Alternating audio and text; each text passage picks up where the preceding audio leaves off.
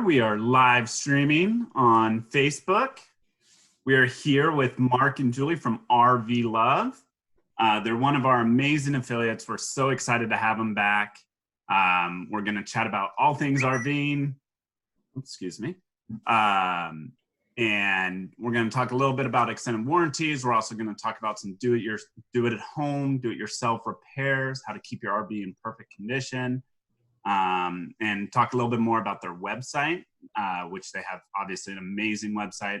Hoping and assuming a lot of you have been on it. If not, strongly recommend it. Stick around, you won't want to miss it. If you have any questions for either myself or more importantly for Marc and Julie, please leave a comment in the comment section below. And with that, my name is Jim Hoffman. I'm the Vice President of Operations at Wholesale Warranties. We're really excited to have RVLove on our live interview today. Guys, thank you so much for taking some time and sitting back down with us. We really appreciate it. Well, thanks so much for having us, Jim. It's a pleasure. Yeah, it's good to be back. I'm excited.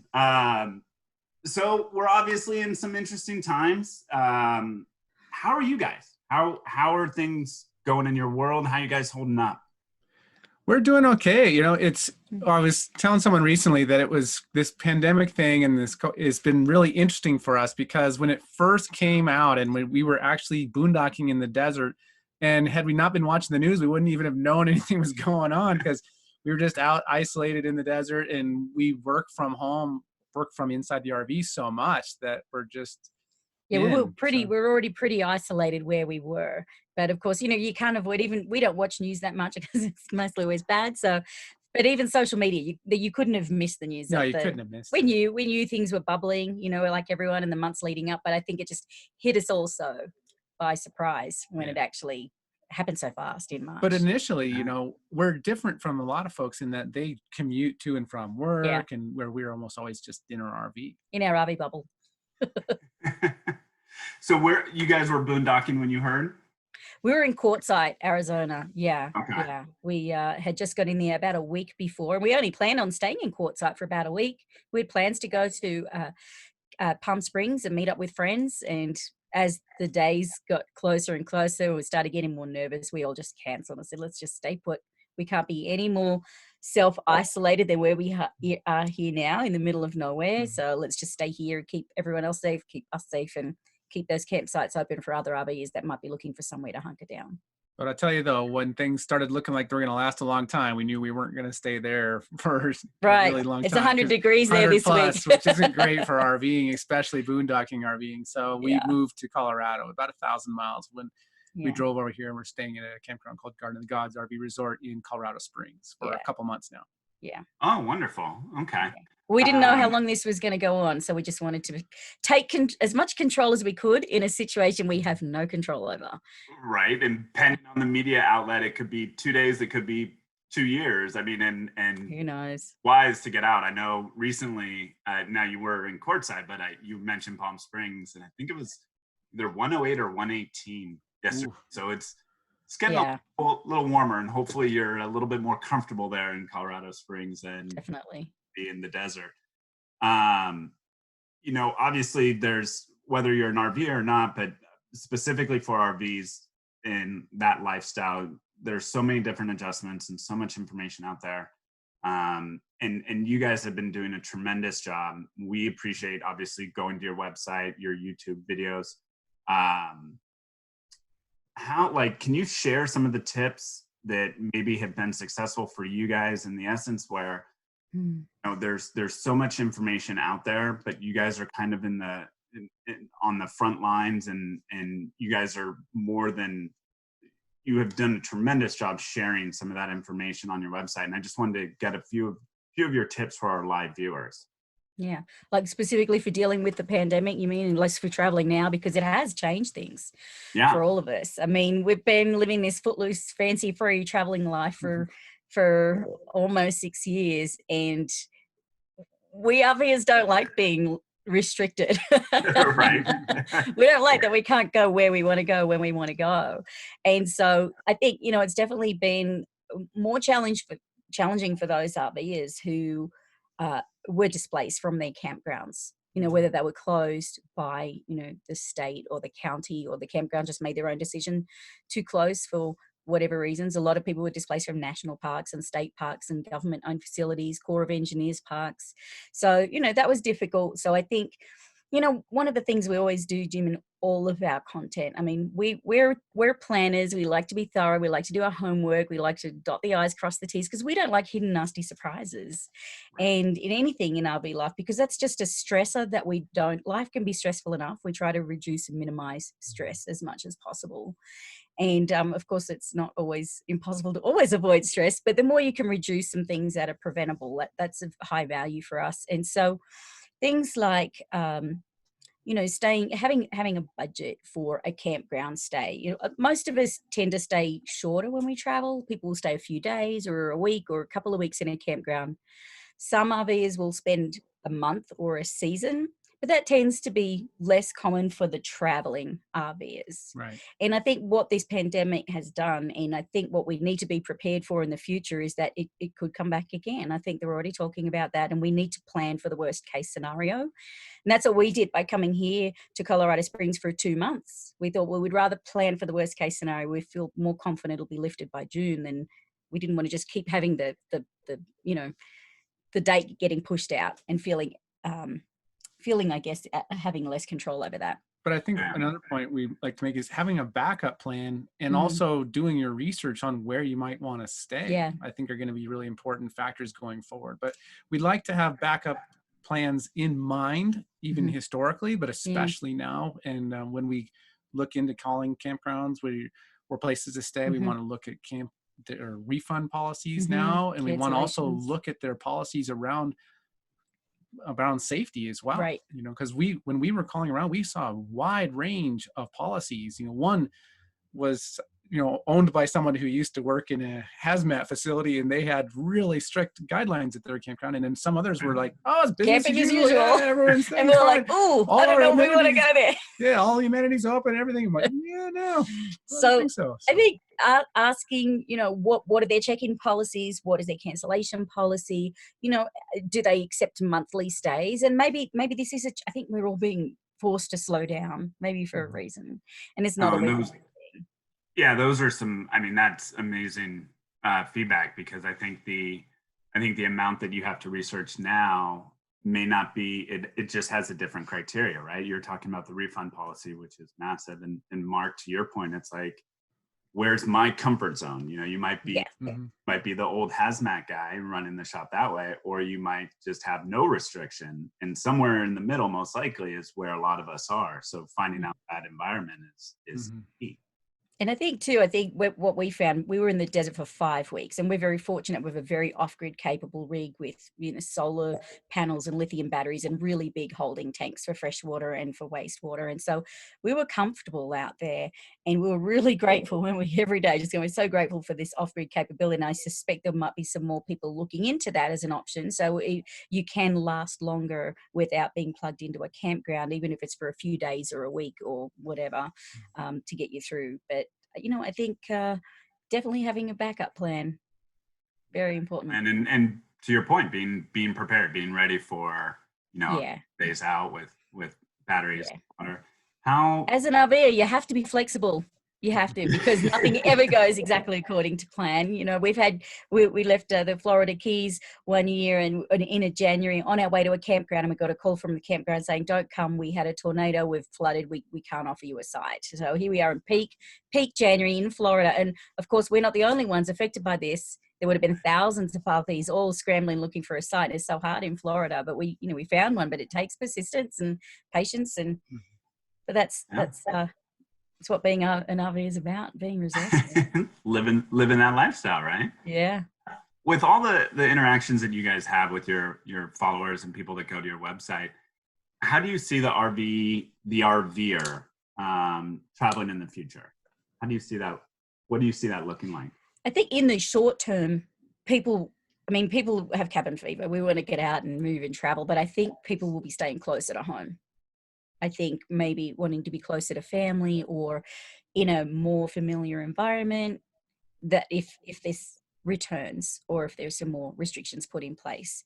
I think anyone that was planning a cruise or an international trip is not probably unlikely to be doing that. Which fares very well for RVing, because it's one of the few ways to travel that you can have so much control of your environment. You've got your own bed, your own kitchen, all of your own, your bathroom. You have control of all that. You've got some little visitors who want to come and learn about RVing, do you? Yeah, they do. Sorry. See, you got to start them young, Jim. I tried to plan ahead, and now I have a contingency plan, which is get a lock on the door. There's your backup plan. Yeah, I did not have a backup plan as... It's all good. I think we're all used to it now. We've Right. all had to learn to be so flexible and understanding that things are not perfect in the world right now. And Right. you know, I think it's good practice for all of us to just, you know, give everyone a little bit of leeway with everything. It's life. It is. It's life. And you guys, you know, you touched on, I think the staying at home is key. I know from a lot of our customer base that the idea of that international trip, why don't we stay, you know, local? Yeah. And local being in the States and supporting the States versus, you know, maybe a trip to wherever. Mm-hmm. But that cabin fever, I think there's a lot of RVers out there that are itching to get out. Absolutely. And, you know, it's such a different environment now because everybody's itching to get out, but depending on what state you're in, or maybe even the county within that specific, like where can I go and what can I do? And some counties are not letting people come in, small counties that have limited resource, you know, medical facilities, or really want to keep their, you know, Moab was one place that closed down, Durango, some of the mountain towns here in Colorado, various places around the country that are popular with anyone that just wants to get away and be in nature or in a national park or whatever. Understandably, they don't want people to come. And, you know, we all bring a lot of tourism dollars to the states that we're staying in, campground fees, and eating out, and, you know, entertainment and all kinds of things, fueling up in their towns. But, you know, we have to be prepared, I think, that we're not always going to feel as welcome as that we have in the past. And it's frustrating, but I think we also need to balance that with some understanding of where they're coming from, trying to keep their communities COVID-free. Yeah. Not take it personally. Those that are watching, please don't forget, if you have questions, Marc and Julie, please leave a comment in there, and we will try to get to it on the air. Switching gears a little bit, it sounds like you guys had a relatively large repair come just a few months ago. We did. We would definitely consider that a large repair. Happy 2 years of owning CC anniversary to us. Yeah, it was right. CC Right had to go in for a little bit of work. CC went a little neglected. She was having trouble starting. Yeah, she's having trouble starting, and it was, in hindsight, I realized it was going on a little bit longer but it reached a critical tipping point where, I mean, I thought it didn't like starting in the cold, but when it didn't start well in the warm, this is something that really needs to be looked at. And when I took it in the shop, the professional who'd been there for 20 years was able to just diagnose it very quickly as a fuel pump. And, you know, I'm thinking, oh, fuel pump. I've replaced fuel pumps in cars before. It's a couple $100, no big deal. In a coach like this, it's a big deal. It's about 19 hours of labor and a $5,000 part. So we're talking about between $8,000 and $9,000 for that repair. Yeah, over $8,000. And then we had a service done at the same time, and then did another minor repair. So, but the total bill we walked away with was, how much was it, Mark? It was like $9,500. $9,500, yeah. And we had to go and stay at an Airbnb for 5 days while we left the coach there. Right. So it ended up really being a $10,000 week for us. Okay. Good times. So 2-year anniversary of CC. Yep. Now, for those that don't know, CC's, I don't want to misspeak of her, but CC is a 1999 country coach intrigue 40-foot diesel pusher motorhome with a single slide. Got it. Okay. We've owned it for 2 years, and we've done a complete remodel, which you probably can see because the RVs don't usually look like this. No, you guys have renovated and you've made it, I mean, absolutely magical. And love it. Being in the warranty profession, obviously, for those that hate an extended warranty, you know, I think this is a good repair to look at. And, you know, whether you set money aside for future repairs and self-insure, or you invest in peace of mind with an extended warranty.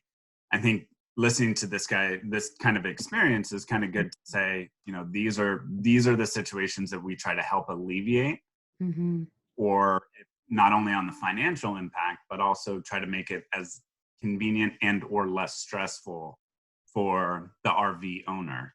It's your backup plan. Well, because I'll tell you. That's the theme of this. Yes, what's your backup plan? Yeah. Because I'll tell you, Jim, that it is extremely stressful when you get hit with a bill like that. And we knew that we were rolling the dice with this coach when we bought it. We bought it at a very low price point. And because we knew it had some issues when we bought it. And it was being 20 years old, it actually still would have qualified for a powertrain warranty. But it was actually over the mileage limit for a powertrain, which is 100,000 miles. And most coaches of this era don't have that many miles, and so they would have qualified. But this one went over, but we just felt in love with the coach because it was a diesel. Because it's a diesel coach, and Country Coach is a very good quality brand. So we weren't worried. These things are built to go, hundreds of thousands of miles. Yeah. So we did roll the dice on that, but just that one repair alone would have more than paid for the extended warranty quote that we had received when we called inquiring about that. Because that's always part of our shopping criteria is knowing how much a warranty would have been for it. But, even that one alone was more than the cost of the warranty. But we've also made other repairs over the time I've had this too. I've done, the alternator's bad. I have to replace that. I replaced the starter last summer. We had a transmission touch panel go bad. I had to switch that out.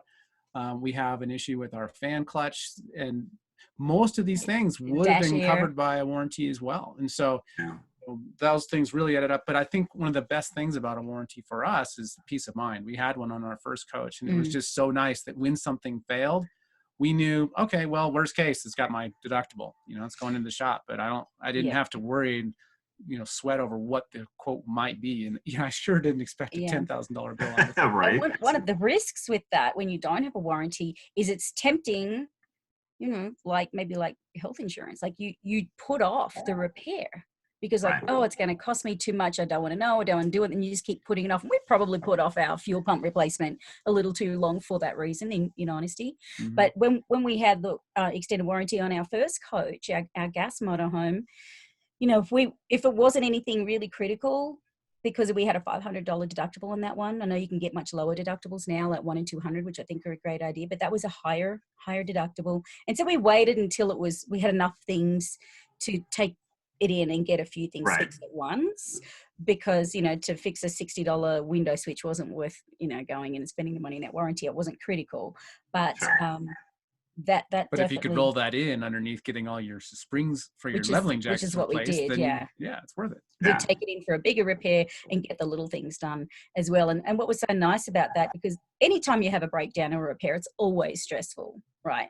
When it's oh my God, what's happening? You're trying to work out what it is, how much is it going to cost, especially if you're a full-time. I live in it. How long can I get into the shop? How long are they going to need it? Can I stay in the coach? Do I have to go to a hotel? How am I going to work? All of those things.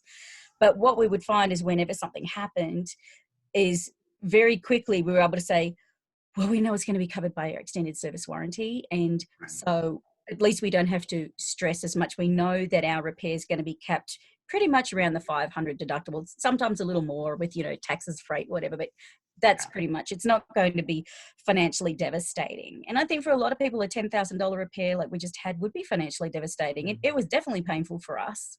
It's a lot. And, one of the things that we're realizing, with this pandemic is obviously looking at your guys' repair, an extended warranty, or even a powertrain probably would have covered a majority of that. Yeah. Right. But what I think one of the biggest things that we're learning during this time is there's a lot to be said about being a support for the RV community during kind of crisis crunch, right? So is the mobile service open? Is it closed? Where's the nearest repair facility? And helping navigate those claims. And then, at the end of, obviously the warranty company is there to approve or deny, but they'll also walk our customers or work with the shop directly to say, hey, markup's a little high on part ABC, and per the recommendations, the hours should, instead of being 6, they should be 4.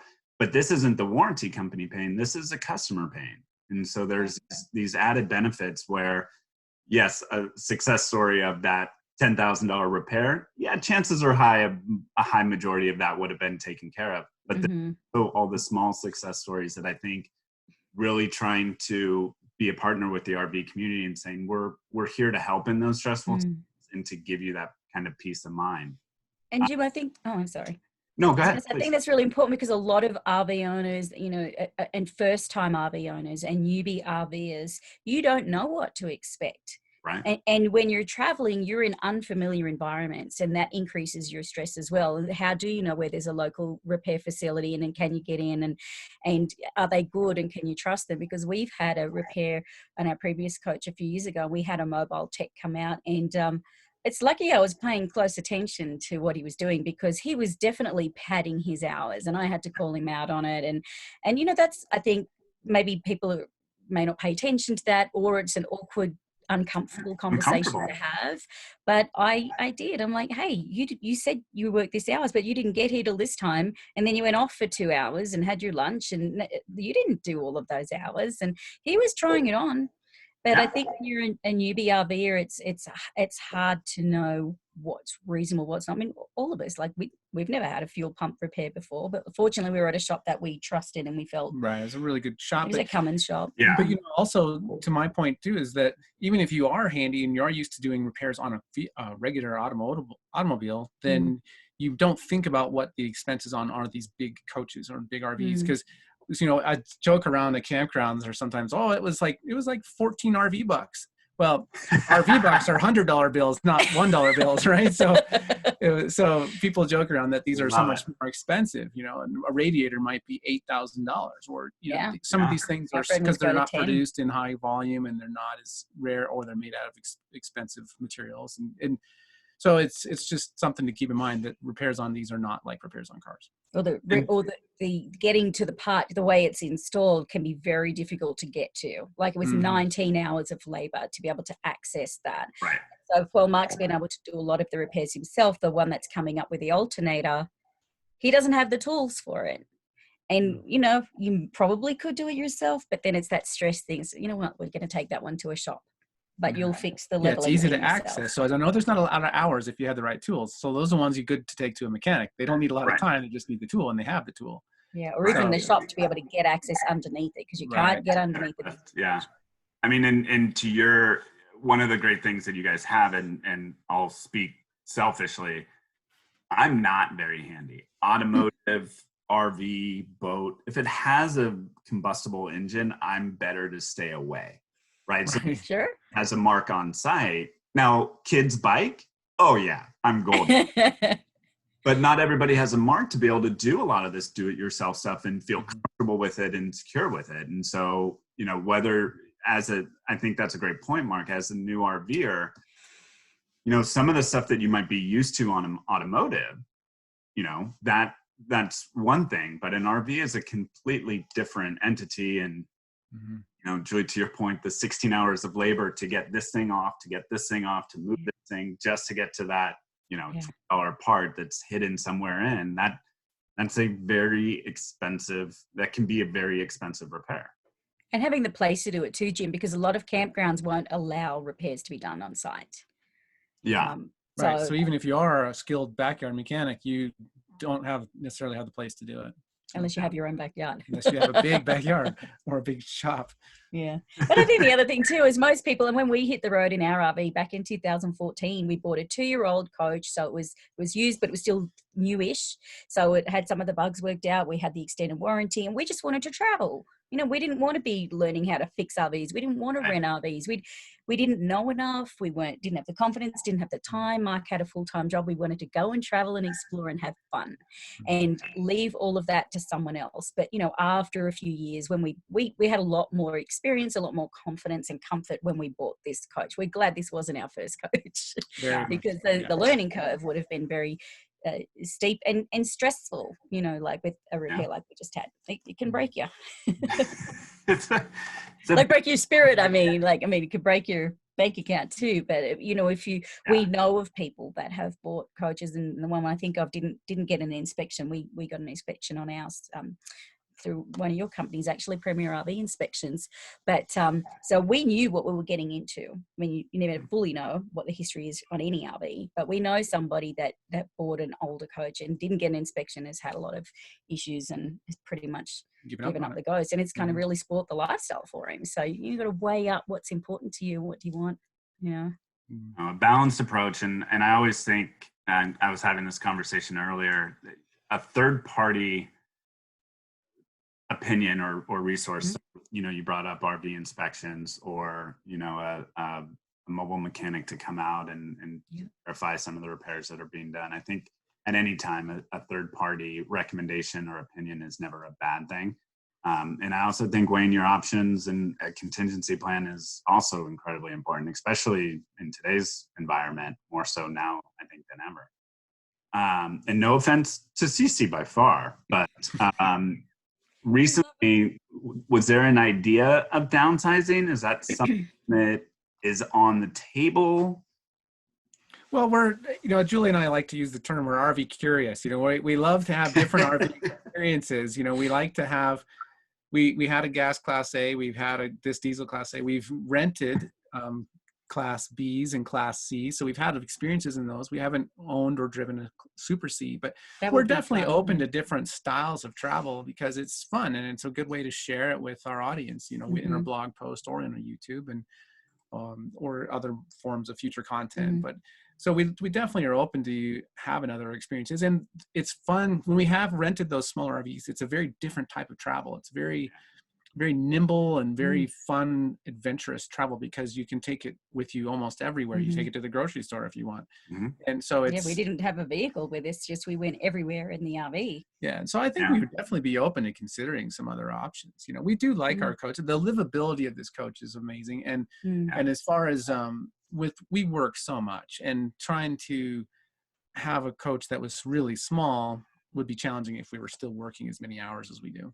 But the goal is to reduce our hours and to do more traveling. But, you know, we've been doing some big projects. We've been around 6 years now. We just migrated the third version of our website since we started. That was a massive project. So this was a good downtime actually for us to do that and just to get it onto some new technology so it can be, you know, gave it a tune up basically.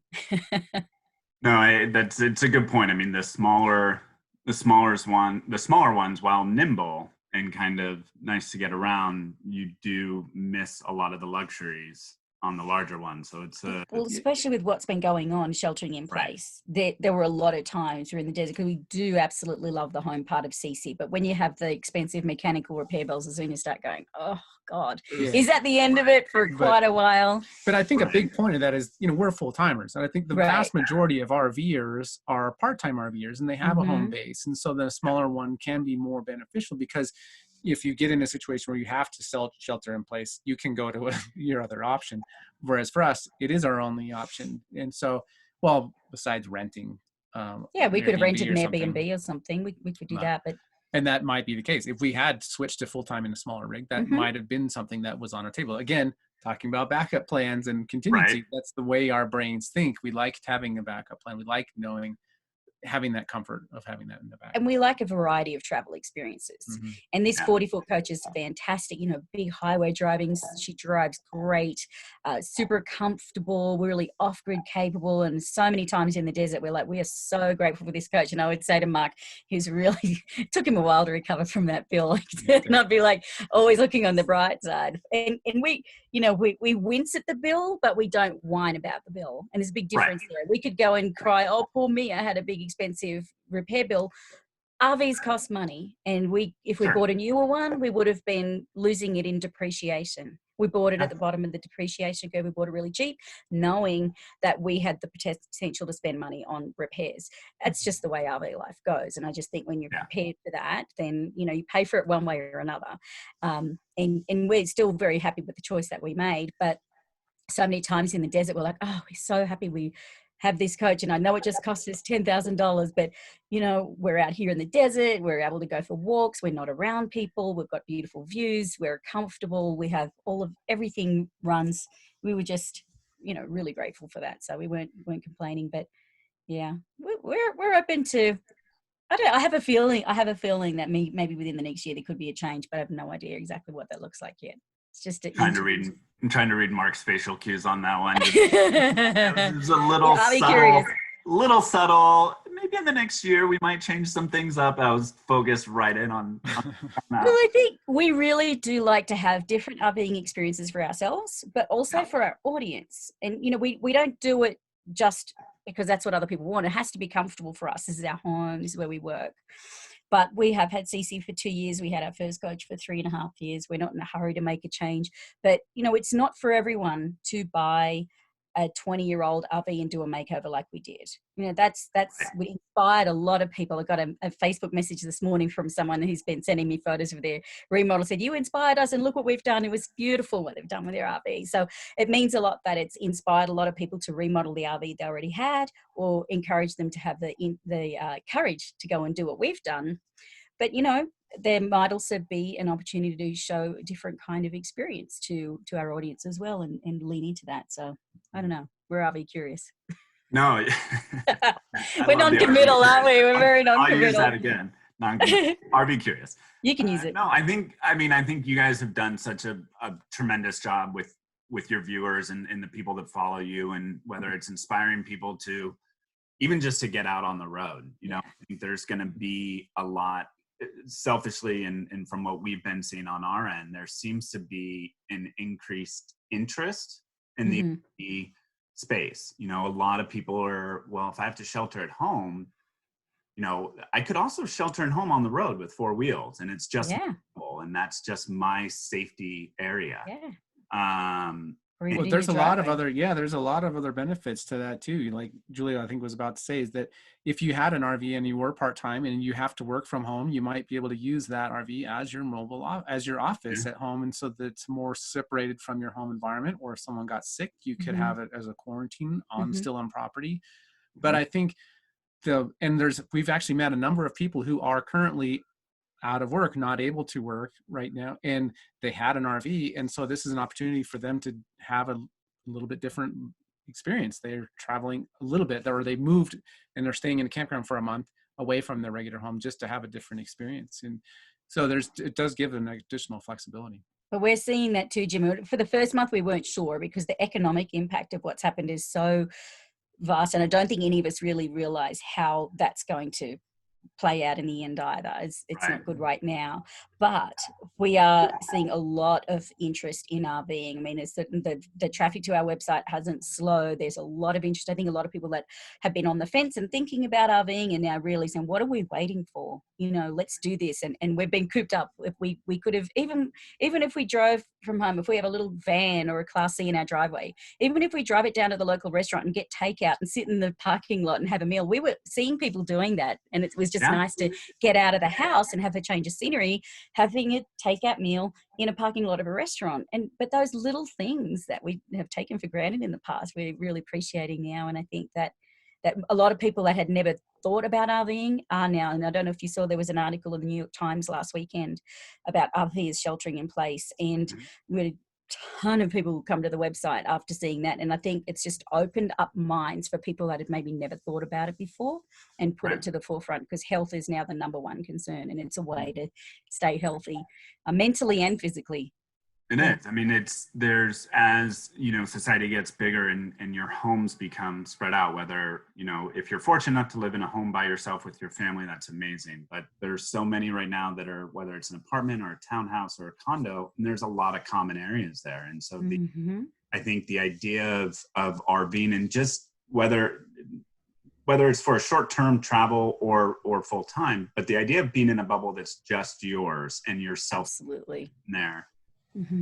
And I think, to your point too, Julie, the idea of going to a small restaurant and getting takeout and eating there, and supporting that small business and that restaurant. You mentioned it earlier, the RV community that goes out to these different, whether they be campgrounds, neighborhoods, cities, counties, and the tourism dollars that come with it, that isn't going necessarily to those large corporations that are just banking on a lot of that money coming in. It's really helping the smaller business guys around the nation get better. And I think hopefully, selfishly speaking, what we see is kind of a movement in that to really get out and see America and also help support the small business owner. Sorry. Yeah. Just It's real life. It's all good. Thankfully, it wasn't a child, though. There's no tears yet, so I'm still taking it as a positive. You know, guys, I can't thank you enough for coming out here. I also personally want to thank you for everything that you guys, how you support the RV community. I've become very fond of it, you know, being at Wholesale Warranties, and I think it's such a special group of really nice, outgoing, caring people, and much like yourselves. But I appreciate how you guys take that extra step, and your website is so informative. You guys spend a lot of time on social media, but you're advocating for the RVs, you're educating them, you're giving them, you know, the 5 things that you wish you knew when you got started, or sharing the experience of a $10,000 repair. A lot of people shy away from acknowledging that for whatever reasons that they may have. Yep. But not only have you guys embraced it incredibly well, in my opinion, you know, and Julie, you articulated it so well, which was like, look, if I bought new, we would have lost in depreciation. We got a great deal on it, and it's part of that process. And so, you know, I want to thank you guys for sharing that, because like I said, I don't think a lot of people would. I think they would keep it just, and that just, to me, that solidifies how much you guys support the RV community. So I just want to thank you for that. Yeah, well, you know, there's no one size fits all when it comes to RVing, and True. The main thing is that you know what are all the different possibilities of what you might encounter, and you'll never predict them all, you know, but you never stop learning with RVs. And so one of the many silver linings of this big expensive repair is it's another experience for us to, how do you deal with that, and how do you share and educate the community on that. And you know, we've talked a lot about that. We did a monster blog post about extended warranties and whether or not they're worth it, you know, with pros and cons, and our experience with our previous coach and this coach. For anyone that wants to check it out, you know, if you just type in RV extended warranties RVLove, you'll find it. It'll pop right up, or on our homepage of our website. But we need to update that with this latest repair. Or I think this probably deserves its own dedicated blog post, because it's something that we weren't anticipating something this big, but it's just another just another great story to speak to.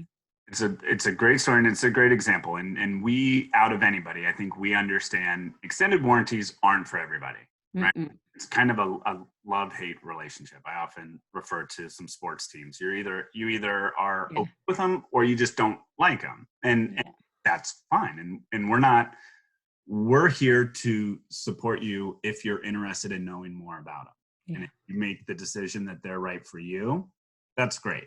But we want to educate as much as we can on what those are. And I think, to that point, Julie, that costly repair, a vast majority of it would have been covered. But also, you know, we also like to inform everybody that we're also here for when those don't happen. You know, we try to be the peace of mind. We try to be the person that'll answer the phone when you're in, you know, a state that you don't know, and you're concerned or confused on where to go or what to do. We like to be that resource and that partner for that community. But yeah, it could use possibly a little snapshot on it, because it is a costly repair, and it does happen. You know, and I can't say how often we've heard about those that get people to give us a call and say, would this be covered? And part of the hard part, you know, kind of looking and watching Marc's reaction, is like, yeah, a lot of that would have been taken care of. And I think one thing to add to that, Jim, what you're saying, because we agree, there's a lot of very strong opinions out there about RV extended warranties, which is why we wanted to do such a big article that talked about the pros and the cons, and in a very balanced way, because it's up to the individual to make the choice on what's right for them and their level of risk tolerance. But I think a lot of people have been burned because, excuse me, they bought the wrong, or they were sold the wrong type of policy. Right. Like, for example, an inclusionary instead of an exclusionary policy. And we don't have time to go into the detail of that here now, but we do in the blog post. But, you know, your mind automatically thinks, oh, I want an inclusionary policy because I want everything included, right? Right. But it's actually the opposite. And it's an exclusionary policy that is the one that gives you the most comprehensive coverage. And we've also seen some people that have paid an excessive amount for their warranties. And I think there's 2 ways you can get burned if you've got the wrong policy. Sorry, 3 ways actually if you've got the wrong policy. If you overpay for that policy and therefore potentially never get your money's worth. Or if you ended up purchasing from a company that wasn't financially backed and something happened and then they went out of business and then you lost all that money on that policy. And I think they're 3 examples of some stories that we've heard some horror stories out there, but I think it doesn't necessarily mean extended warranties are bad. It's just, it means, well, you have to dig deeper into the reasons why you have the problem and mitigate those. Mm-hmm. Yeah, you wanna check some boxes. I think the being backed by an insurance carrier is, and if somebody doesn't mention that, there's probably a reason behind it. And I think it was in the 80s and 90s, there were a couple of specifically RV warranties that just went under, and now it's left with paper. Yeah. And I think the other point, what we take a lot of pride in is that we are Wholesale Warranties. Our main focus, our mission statement, our goals are to support the RV community in that. Not saying that the dealers aren't trying to also provide value with an extended warranty, but at the end of the day, dealers are there to buy and sell RVs. That's their main, that's what they're there to do. And that's, for us, that's not us. We are focused solely on educating and articulating, and hopefully people are aware, the difference, to your point, exclusionary. Hopefully people are aware of the differences and hopefully see prices on both. And read the fine print, read the contract, know what you're signing. Know what you're signing. Before you sign it and before you pay for it, because a lot of the ways dealers, if you have a great relationship with a dealer and you feel comfortable buying and you're happy with the quote you get, great, go right ahead. But a lot of the ways that a lot of people don't realize dealers make their money is on the financing and on the warranty and marking that up. And so even if you do feel more comfortable buying a warranty through a dealer, you can still get a comparison quote by yourselves, because you sell warranties for multiple types of policies and companies. So you don't just sell one. And then how can you know that you're getting a good quote or a good policy quote from a dealer unless you've got something to compare it to?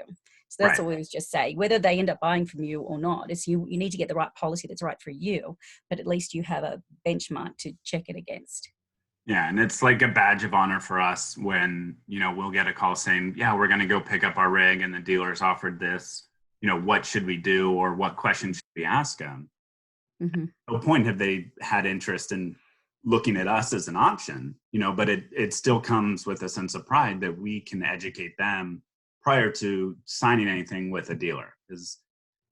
And we want to ensure that everyone's educated and everyone's making a solid choice for their own particular, within their risk tolerance. And I think, and Mark, you said that earlier, where your risk tolerance is, or maybe it was Julie, but one of the things that we've always really hold true and respected is the RV community is a very savvy and smart individuals, right?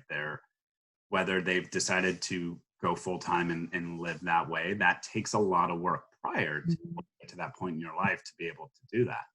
A majority of our client base is also that they have some discretionary income, so they do have that part-time rig where they take out on holidays and weekends.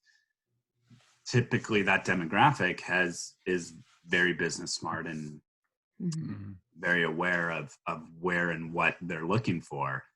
And we just try to be there to say, look, if you have questions, we have teams and educated people willing to supply the answers to those questions. So we're here as a resource.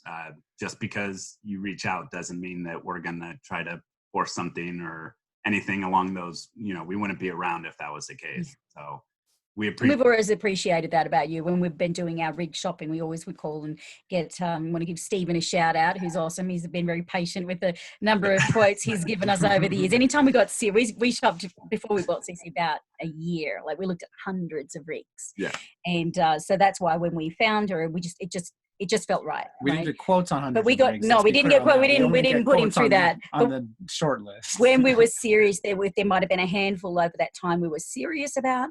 Then we would call and get a quote. And excuse me, aside from just the price of the quote, I got a lot more learning and education through talking to Stephen. Actually, learned a lot, and that was really a big part in helping us make our decision on whether or not to purchase a rig. So we really appreciate that educational aspect that you guys provide, because it's not just here's a quote, do you want to buy it? And it was not like that at all. I learned a lot about the rigs we were looking at, and there's a reason why some of the prices are really high, because they have a history potentially of being problematic, or they've been identified as being an issue. And so that actually steered us away, not necessarily because of the cost of the policy, but because obviously the risk of those issues were higher with a certain rig.